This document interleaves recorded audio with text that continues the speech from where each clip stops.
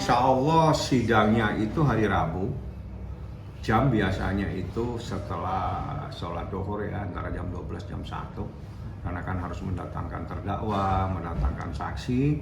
Insya Allah saksi yang akan sidang pada hari Rabu adalah saksi kunci dari persoalan ini, di mana dia tahu bagaimana ada perbuatan seseorang terhadap anak di bawah umur untuk melakukan sesuatu yang melawan hukum, di mana dia diarahkan bla bla bla dan seterusnya. Nanti akan saya jelaskan setelah proses persidangan hari Rabu. Yang jelas ada 5 saksi. Saya tadi sudah cek lagi dengan LPSK, ada 5 saksi yang saya minta LPSK untuk melindungi kesaksian tersebut. Saksi-saksi tersebut dari awal proses ada di bawah tanggung jawab LPSK, Lembaga Perlindungan Saksi dan Korban. Dan tadi pagi saya berkomunikasi, saya sampaikan ada panggilan sidang, mohon dipantau dan diberikan perlindungan kepada saksi tersebut. Saksi yang datang insya Allah yang saya terima panggilannya 2. Tapi kalau mungkin ada saksi lain melalui panggilan JPU, saya tidak paham. Yang jelas saya terima panggilan ada 2 saksi. Nanti saya minta LPSK untuk melakukan perlindungan kepada saksi tersebut. Ini saksi kunci yang tahu dan yang terlibat, mengetahui, bukan terlibat ya, mengetahui adanya peristiwa tersebut. Bahkan dia sempat telepon-teleponan, artinya diarahkan melalui dia telepon. Makanya jangan salahkan kalau ini kita marah-marah, nangis, dia betul-betul tidak mau memberikan maaf. Itu karena memang betul-betul sangat luar biasa yang terjadi terhadap anaknya, sehingga sampai detik terakhir pun dia tidak akan pernah mau memaafkan, karena anaknya betul-betul hancur, bahkan hampir meregang nyawa kalau tidak sempat ada orang yang ada di tempat tersebut. Seperti itu. Siapa saja bang saksinya? Saksi nggak boleh saya sampaikan. Berarti ini saksi kunci ya bang, yang benar-benar mengetahui. Saksi kunci, sangat-sangat mengetahui peristiwa. Hubungannya itu apa sih bang untuk saksinya bang? Ya hampir lah ya, bahasanya itu hampir, jadi belum terjadi, tapi sangat-sangat mengkhawatirkan saat situasinya pada saat itu. Berarti ada indikasi pembunuhan atau semacam? Bukan seperti itu. Bukan. Tidak ada kekerasan. Tapi pada saat dia melakukan sesuatu itu kan pasti terjadi sesuatu. Nah, terjadi sesuatu inilah yang mengkhawatirkan. Ya, mengkhawatirkan itu kalau tidak sempat cepat-cepat, ya mungkin kasihan lah dia ya. Jadi bukan diartikan seperti terjadi tidak, tapi pada saat itu dia berduaan dengan seseorang. Nah, seseorang itulah yang tahu apa yang terjadi di situ. Apa nantinya Loli juga akan dihadirkan lagi? Sudah tidak ada lagi.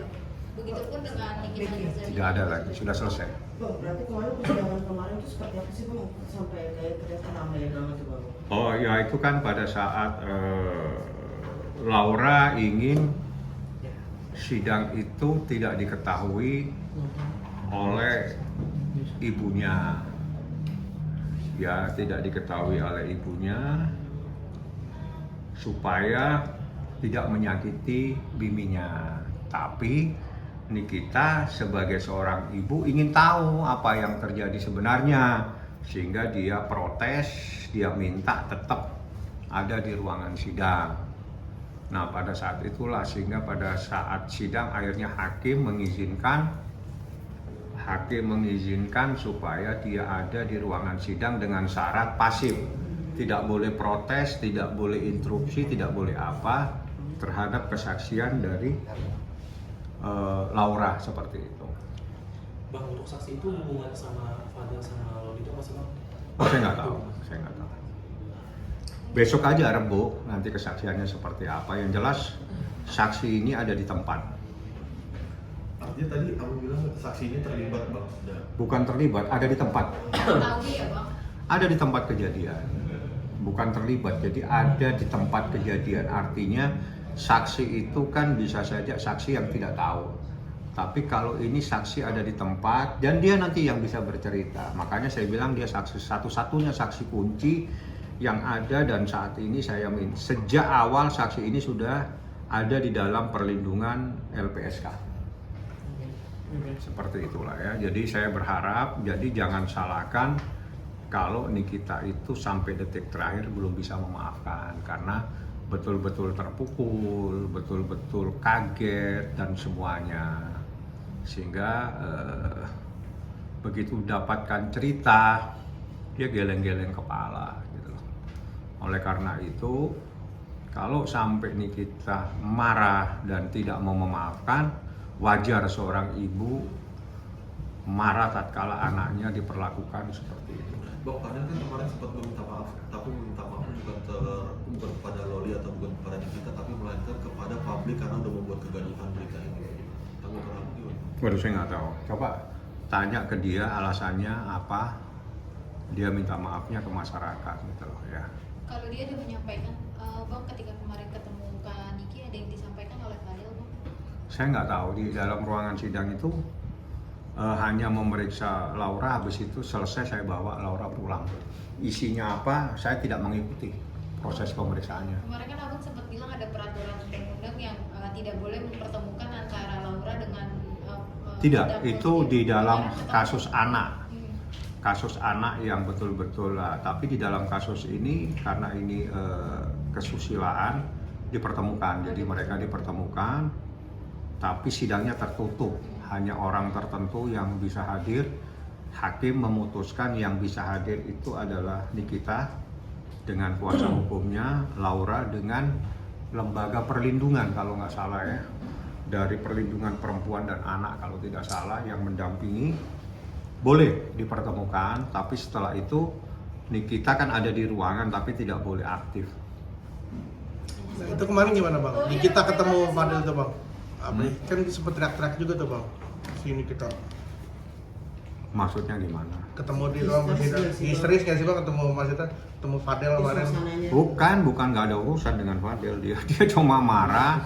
Bukan marah, dia ingin ada di ruangan, ingin mendengar kesaksian anaknya, itu aja. Jadi akhirnya hakim bijaksana memberikan izin kepada Nikita hadir. Jadi sekali lagi saya katakan, kemarin itu nggak ada masalah, cuma Niki ingin ada di ruangan mendengarkan anaknya memberikan kesaksian. Anaknya tidak ingin menyakiti mamanya, gitu loh ya, paham ya. Jadi ada cara berpikir yang berbeda, tapi akhirnya hakim bijaksana mengambil sikap, dibolehkan memberikan kesaksian.